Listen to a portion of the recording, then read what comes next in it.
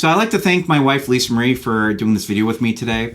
I thought it'd be just way too weird and awkward if I did a solo video on this. So hopefully Lize-Mari can be here for support and help us answer some of the questions that viewers might have associated with the Urantia book. The last caveat I'm going to say is the Razor 4K camera that we're using. It's okay when it comes to autofocus associated with a solo video, but since there's going to be two people in this shot today, you're going to notice that the camera tries to struggle between autofocusing on either person, me or Lize-Mari. So with that said, let's dive into today's video. And the question I'd like to answer when it comes to the purpose of today's video is, Adam, do you believe in the Urantia book? And that's kind of a loaded question when it comes to a lot of my comments that I get associated with the video. And believe it or not, I even received some mailings recently associated with, asking a similar question in various different ways. So with that said, maybe Lize-Mari can get us started when it comes to whether or not she believes that I believe in the Urantia book. So. Absolutely. I think you believe in the Urantia book, even though it's a really intimidating and complicated text. It's about over 2,000 pages, you say. Just breaking it into sections that you've been doing in your videos, explaining a lot of things, making it into bite-sized pieces for people to understand, building it upon themes that are present in the Urantia book. I definitely believe that you believe in it as well as me. Well, and that's it. Belief will always lay on the spectrum. Do I believe in God? Absolutely. Do I believe that the Urantia book or any other religious text is the Word of God? Absolutely not. However, I will say, out of the many religious texts I've reviewed, growing up with my mother, teaching Sunday school, I do have to say that quite frequently and for a majority of my life, I oftentimes saw the contradiction, what I saw between the Old and New Testament Bible. I just didn't agree with it. I didn't agree with, Jesus's interpretation of a merciful, loving, benevolent God and a wrathful, spiteful, vengeful God that you see in the Old Testament. I mean, supposedly he wiped out our whole planet, right? Forget the firstborn sons that were, slaughtered when it comes to what was going on in Egypt and all the other countless stories of, possessions and demon infestations and, God calling, the Judaic people a stiff-necked people. Yeah. We were taught in church. I grew up Pentecostal and you grew up Congregationalist. You had that message of to love God is to fear God. And it just doesn't make sense if God is a loving God that you would want to fear him. Yeah. And, a lot of these religions, really cherish and hold up the Old Testament Bible, with the exception, of course, of the Judaic traditions. They believe in Jesus Christ, and it's quite the contradiction. It really is. And the Urantia book, out of its over 2,000 pages, tries to explain that, right? Tries to redact sections of the Old Testament Bible and give a new account of who God truly is, and how over, thousands of years, especially when it comes to the Old Testament Bible, that, changes were made, right? These were oral traditions that were eventually written down. Even the New Testament Bible, right? The first papers to be written for the New Testament Bible were by Paul when he was incarcerated, I believe, which those were 40 years after Jesus' death, right? Yeah. And then the other books like Mark, John, Luke, they were made later on when it comes to, up to 80 plus years after Jesus' death, just because Jesus, rightfully so, did not want anything written down. And his apostles followed his ruling up until after his death even. Yeah, I just find it so fascinating that the Urantia text goes over the life of Jesus. So you don't just have Jesus that shows up in the Bible. He's in the Urantia book, and it goes over the history of it and the location that they decided to choose in Mesopotamia, and why Mary and Joseph was chosen. It goes over the whole history. It gives a background story that you don't find so much in the Bible. And it's also the easiest text to understand because a lot of us grew up going over Jesus and how he was born in Nazareth. Yeah. And like certain stories like Genesis, right? When, Adam and Eve defaulted when it comes to that tree, right? And the forbidden fruit. For God to ask, where did you go? Where are you?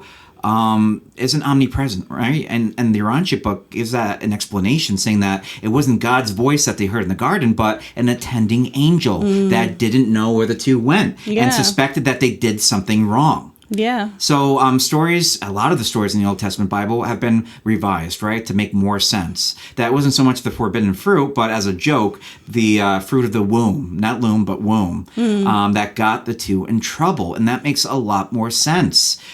Just like, Adam and Eve weren't the first creatures to be made on our planet. That, even before them was Andon and Fanta. And those were just two creatures that were God-knowing, the first God-knowing half-brother, half-sister. And there's creatures, human-like creatures, even before them. So our species has been on this planet for a very long time, meaning that the stories that you hear from just a few thousand years ago may not be entirely accurate. They're much older than that. Yeah, and Noah's flood, it goes over historical events that happened, that there was a person. There's a few people named Noah. Noah, and he had a houseboat.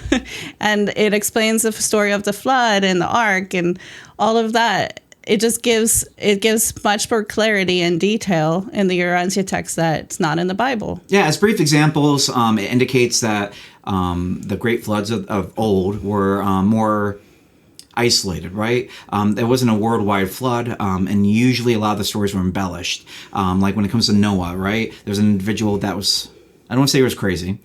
He most certainly wasn't divinely inspired, but he knew that a flood was coming, and he made his house into a boat, and all the villagers thought he was crazy. He just happened to be right. And that and other stories, especially associated with Mesopotamia, created that one great flood story. So, Yeah. I haven't read too much of the Urantia text. Well, it's a big book. Yeah. But I definitely took your advice, and I've been reading The Life of Jesus, and it explains so much about how he wanted to descend to creature status to be able to walk among us, take in our experiences. And I just think it just blows my mind that he wanted to learn from us, fallible creatures. Well, and that's something that the Urantia Book taps on, right? Where, later on in our ascension career, we're going to come across higher beings. It's inevitable, right? And a lot of them are very close to perfection.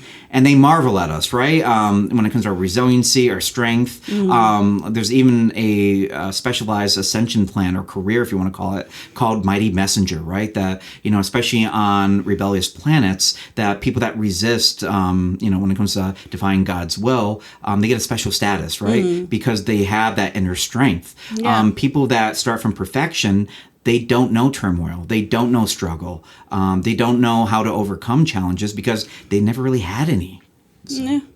So there's strength in that. Yeah. And the Urantia Book even explains all of that, right? And that, we're all feeding the experiences of God the Supreme, right? The self-actualizing new form of God that's developing right now. And that's the main reason why we're here. The secondary purpose is for cosmic service, right? Eternal life. But that's optional because it is secondary. It's not primary. Primary has to do with the new version of God, right? Finding themselves. So. Yeah. It's just, we're not alone. There are higher beings out there that are watching over us, and the Urantia text goes over those that we've heard in the Bible, angels and archangels and seraphim. Yeah. If you ever had a question or wanted to learn more about them, they're right in the text, and you can go to a section and look them up and learn about their function and how they communicate and how they worked separately or together with other beings. Yeah. So a lot of people will read names like Melchizedek or Ancients of Days or other celestial beings and have no clue who the heck they're talking about. A lot of people misinterpret all of those as being different revisions or versions of God, and even that analysis isn't entirely inaccurate. Think of God as being one entity that split itself into three parts that after that just kept on dividing, right? Yeah. And in separate ways. And that's exactly how the Urantia Book, kind of portrays the early universe of universes. That we have super universes that create the master universe, and the eternal Isle of Paradise is where everything pretty much started, right? Yeah. So. And then the closest one to us that you just recently did a video on is your thought adjuster. He's the easiest or I shouldn't say he, but it is the easiest to that you can communicate with or closest to you. Yeah, and to be clear too, when it comes to us leaving this creature status, right, in the next world that's in store for most of us, there is no gender. Right. When it comes to our Urantia bodies, there is no real sex differentiation. However, when it comes to masculine and feminine attributes, that never completely leaves a spirit that's ascending, which is kind of cool, right? So just keep that in mind too, that, sex really isn't a thing in the next world, at least according to the Urantia book, which makes sense, right? Yeah.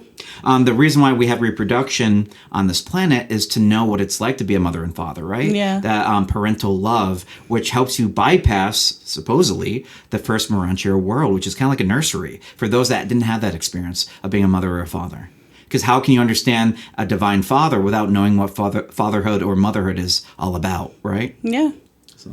It's all for a higher purpose. It is. We're all moving towards one goal, and that is to be more and more like God, essentially. Yeah, and so to answer viewers' questions, whether or not I believe in the Urantia book, the Urantia book makes sense. It's really that simple. I think only, how dare I say, this is strong language, but a fool would just, wholeheartedly believe anything, right? We're given a mind for a reason. We're given our experiences for a reason. We're given our thought adjuster for a reason. Our thought adjuster is supposed to be our guide, right? And utilize that guide, right? And how you strengthen your relationship with your thought adjuster has to do with wanting and having a relationship with God. Yeah. Right. And you don't always necessarily have to pray. It's just having a conversation, talking. Yeah. Yeah, in a lot of ways, the Urantia book dissuades prayer. It says that it has benefits, it has utility, right? Like, for instance, prayer can help remind a person of what they have to do. When it comes to, I wish, I had more talents for other people, or I wish I was a better listener, or God, if you give me the strength to overcome this current challenge, God listens, and again, if He wills it, He will assist you. But oftentimes, God already knows what you need before you ask of it. So, it's kind of like a redundancy where, God already sees that you're struggling and has been helping you this whole time. And then for you to say that, hey, listen, God, could you help me? Yeah. Yeah. So. And I think a lot of times also in this life is just recognizing that we're all the same. A fractal of God is within each and every one of us. And just recognizing your fellows and trying to be there for them is really taking care of each other and doing the will of God. Right. No, absolutely. And a little advice when it comes to people that are picking up the Urantia book for the first time. A lot of my viewers will see a lot of contradictions with my videos because they haven't read the entire book. I highly recommend that you do that before you comment, at least when it comes to, what's the word I'm looking for? Critiquing my videos or trying to give me advice about things to correct, because you really do have to read the entire Urantia book to understand the messages I'm trying to convey, right? This is somebody that's read the book at least a few times. So with that said, as a brief example, we're just talking about the thought adjuster. I had a recent comment saying that I was wrong about one of my videos associated with, me falsely stating that everybody gets one. And then I reminded that viewer that you just got to wait until you get to later parts of the Urantia book where they tell you that after Jesus' outpouring of the Spirit of Truth, now we all get a thought adjuster, right? Before we didn't. Before that viewer would be completely accurate with what they're saying. But since you're not understanding the totality of what the Urantia book is trying to tell you, please refrain on those comments until you completely understand the Urantia text. Again, I don't blame you for questioning it, right? And doing that citation, but you're not seeing the forest through the trees. Yeah. So. And that's probably why a lot of people don't finish the book or don't go further on through the Urantia text, because it is so intimidating. But definitely take your time. If there's sections that you're more interested in, focus on those. Try to take from it, see what resonates with you. Skip a little bit here and there until you're No, that's great advice. No, of course. Again, don't feel like you're forced to read the entire book. Some of these books were written by much higher beings than we are. Some entities, like midwayers, which are kind of like ghosts, they're the closest to our personality, and they can actually relay messages, where they can kind of dumb things down so we can actually understand and comprehend the message of what they're saying. And then you have higher beings like Melchizedeks that are really good higher beings that are like teachers, right? So they're pretty good at when it comes to conveying and dumbing things down for us. And then you have other entities like life carriers and or archangels and other entities that they get really technical, right? And it's kind of dry when it comes to what they're presenting. So don't be afraid to skip over small, sections of the book or pages even if you need to. Yeah, and the life of Jesus, you've said that those are written by midwayers, which makes a lot of sense. Mm-hmm. Because they're the easiest ones that can dumb it down for us and communicate in a way that we will understand. Yeah, and it's also one of the reasons why it's kind of a little mysterious, right? When it comes to especially those passages, because they're literally reading the minds of Jesus, the apostles, and a lot of the people that he came across. And then, which begs the question, even though this wasn't overtly stated in the Urantia book, but does your spirit have a mute button, right? I'd imagine that entities that are spirits or spiritual can actually hear our thoughts. And it kind of like hints towards that in those sections of those papers. Because midwayers, supposedly, right, who at least in the early days of their existence were kind of like the spies for Caligostia and his entourage to kind of know what was going on the planet.